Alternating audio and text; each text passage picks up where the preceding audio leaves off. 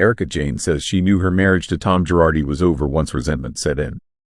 On Friday, August 23, the Real Housewives of Beverly Hills star, 53, opened up about the demise of her marriage to the former attorney, 85, and why she chose to turn a blind eye to his alleged indiscretions during an appearance on the 2 Seconds in a Pod podcast. Prefacing how there were 2 stages to the end of her relationship, Jayne admitted to selling a perfect private and public life to viewers on RHOBH despite having their differences behind the scenes. It wasn't until 20 years in that she began choosing to ignore all kinds of us in order to protect her peace. You start ignoring the snide comments or you start ignoring the fights, she explained. You just kind of want to keep the peace.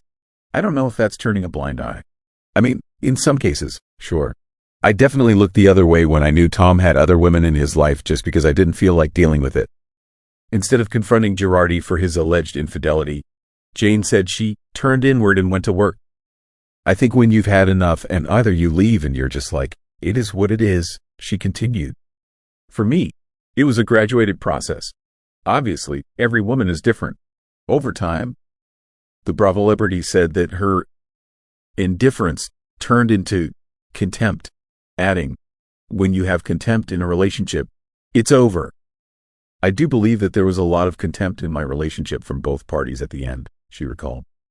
Because I often felt like my marriage was pushed to the side, and it wasn't real. And there's no possible way you could love this man, but actually, I did. On November 3, 2020, Jayne filed for divorce after 21 years of marriage.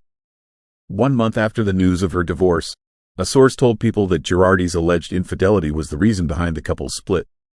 The reason she divorced Tom is because he was cheating on her with multiple women, a source close to the couple said, adding that Jayne claimed that she's known about his infidelity for years, but wanted to try and save the marriage.